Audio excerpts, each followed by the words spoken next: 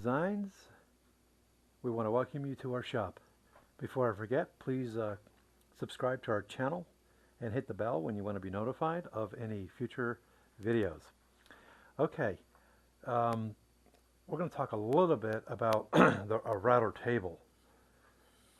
Okay, this is a router table. You can see it's a bench dog prototype, and I really don't remember how much it cost me, but of course it was worth every penny as far as I'm concerned. Once you take your router and you mount it into a unit like this, you've taken your router to a whole new different level of skill. No pun intended, this is a skill router. So basically this router is a couple of 2 or 3 years old. I lost track. But the newer routers, who knows what they are now, but for me this was a newer router. My first router was a D-handle porter cable, and I held it by hand, and that's where it lived. This guy here is dedicated to the router table. All right, so basically high level, you're able to loosen the bit, okay, like this, and then raise the bit like so, just by turning this handle here, this little knob, and you lock it in. That's how easy that is. Newer routers also have a slight delay when you turn on when you give it power. So you turn the power on, there's a little bit of delay. It'll just not start right away, and apparently that saves the motor, gives it a little bit more life. With the router table, you definitely want a dust collection system. You can see I have this jet vortex cone. Look up my video reviews on this. I don't know what I would do without it. It's like one of those things. I have dust on my floor because I have been doing other projects, and I won't necessarily hook it up. But for the most part, especially when you're removing material with a router bit, you want to be able to suck that dust away. Before I had that system, I'd hook up the shop vac, okay, etc., these types of things.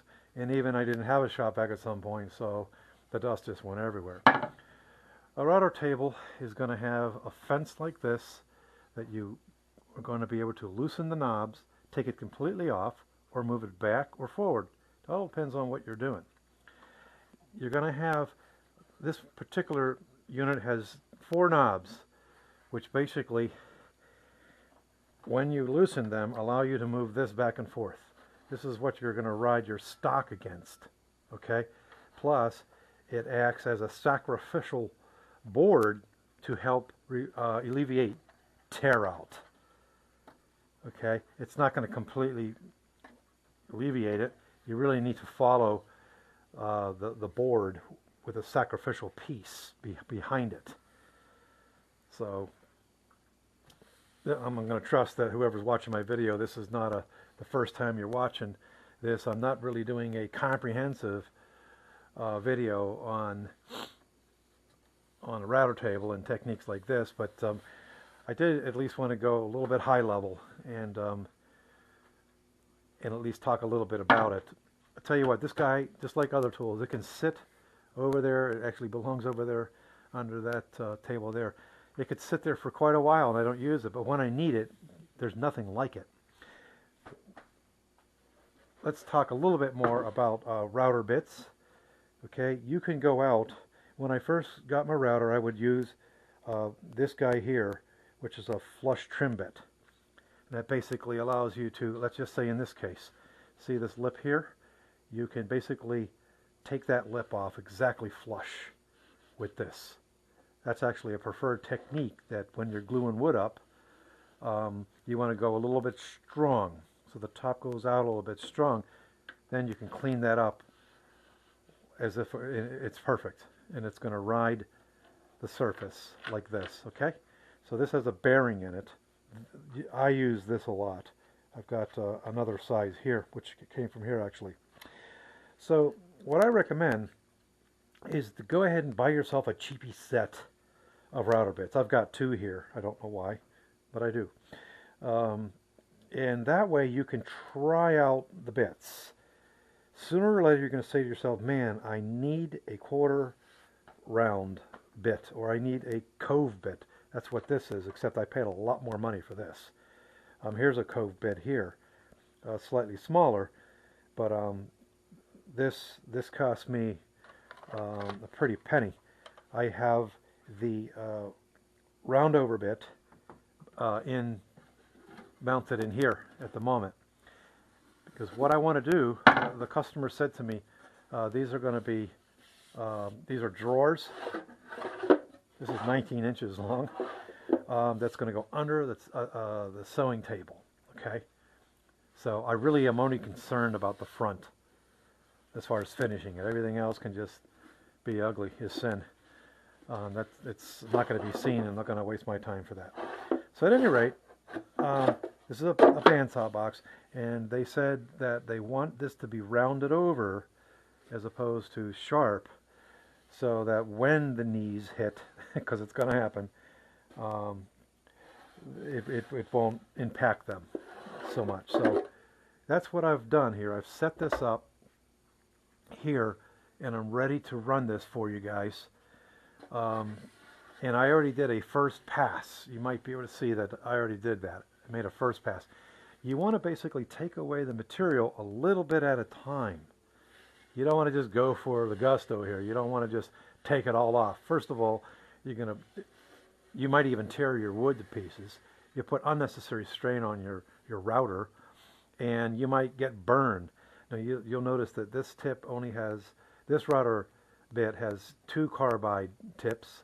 Some have 3, which are better quality. But at any rate, this guy's going to do the job. So I already made a first pass. Before I go there, I'm going to come over here and show you that I have other router bits. I've got a set here that I'm going to be making my own trim with, that's going to go up in the living room. Okay, so that's a work in progress. I have a set here which are for making dovetail. Very good quality. They have different size shafts there. And I have a tongue and a groove set here. Okay, hopefully you're seeing this. A tongue and a groove set. These were made to work with each other. Okay, so this invaluable. When you need them, they go into service, and you don't know what you did without them. So I have other bits in here. At any rate, that's that. I don't have a ton of router bits. I have what I need. And if I ever need to experiment, geez, I think I need a different router bit. Well, I've got these cheap sets here. I can always just try them out. And when I've determined that I actually really need that one, then I'll go out and I'll pay $60 or more for one router bit. This whole set may have cost me $35. So there you go. That's just a real quick intro to router bits. I wouldn't just drop them in there if they were really, really good. So at any rate, these guys I paid a lot more money for. So when you're running your router in your table, again, you want dust collection and you need air protection. You will not be able to hear when it's time for dinner, when you're being called for dinner, if you don't wear ear protection. So let's go ahead and do that. We're going to run this through. I have to do it with all of these. There's like 7 of these boxes that I'm making for the customer. And so let's go ahead without further ado, and let's show you how we can get that job done really quick. Sorry about that. I had to make sure that the camera is still on, and it is. Sorry about that. I really am not happy with my head-mounted camera. It's very, very awkward.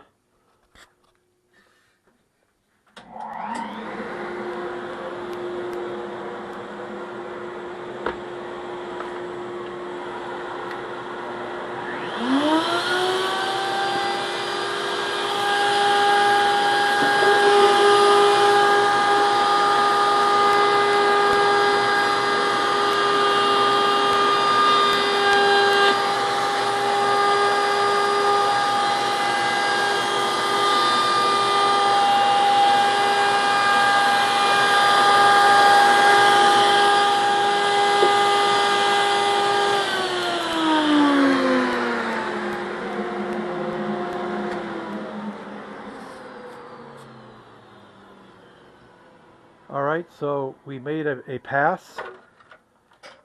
It's our second pass. You can see that it's a little rounder.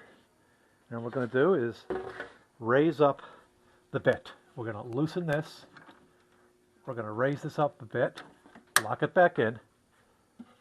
You may have noticed that I have my router plugged in to this unit here. This is a lifesaver. I can very quickly shut off my router with this switch. You can see it's from Craig. I have the Craig system for counter boring and that type of thing, but this is really good. It keeps my hands away from everything. I even have a foot switch that I'll use if I'm doing a lot of work, so I don't have to concern myself with on power, off power. Okay, you may have noticed that I say, welcome to SE Custom Designs, we're glad you came in. It was only just me in the past. Now it's this guy.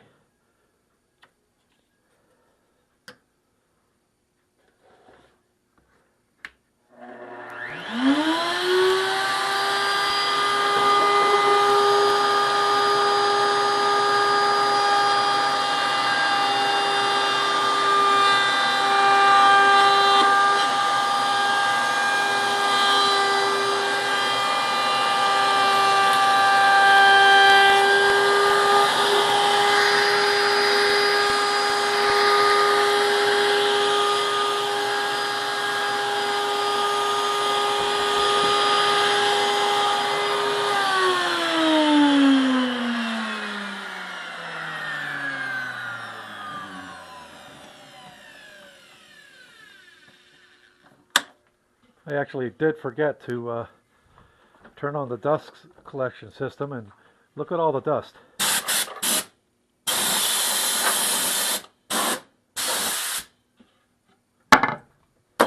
Let's turn it on again.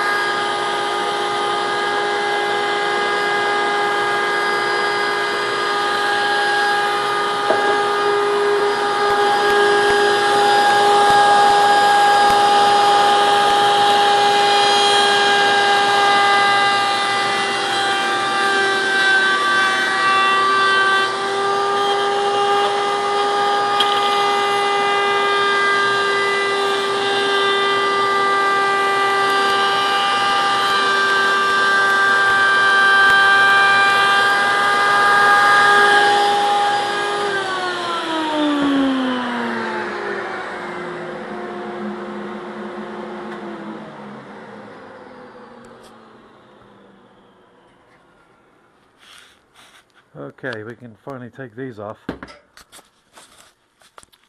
So, there you go. I think that was 4 passes, and now we have a very nice and rounded bottom to it. So the customer won't have to concern themselves with getting hit here. So I'll go ahead and I'll sand out that line here. It'll take me seconds really to take care of that. So I went a little bit too deep with it, and that router bit will give that effect. As a matter of fact, it'll give you a nice little edge, as you can see if you look down in here. So at any rate, that's it. So thanks for coming into my wood shop again. Again, what you're watching is a series on making bandsaw boxes for a customer. There's 7 of them. They're all various sizes. They're all in various stages of completion. Please subscribe to my channel if you like what you see, and give us a thumbs up. Hit the bell if you want to be reminded. Not reminded, I gotta change that word. If you want to be notified when videos are uploaded immediately. Thanks, God bless, and take care.